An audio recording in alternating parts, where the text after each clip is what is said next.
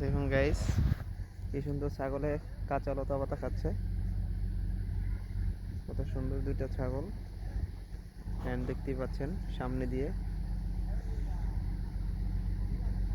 বালু ভর্তি জাহাজ যাচ্ছে আমাদের ঠিক বাসার সামনেতেই। আজকের বিকেলটা সত্যি খুব অসাধারণ ভাবে কাটতেছে। দেখেন ছাগলের লতা পাতা খাচ্ছে এখানে। ঠিক পাশ দিয়ে ছোট একটা নদী, নদী দিয়ে জাহাজ যাচ্ছে।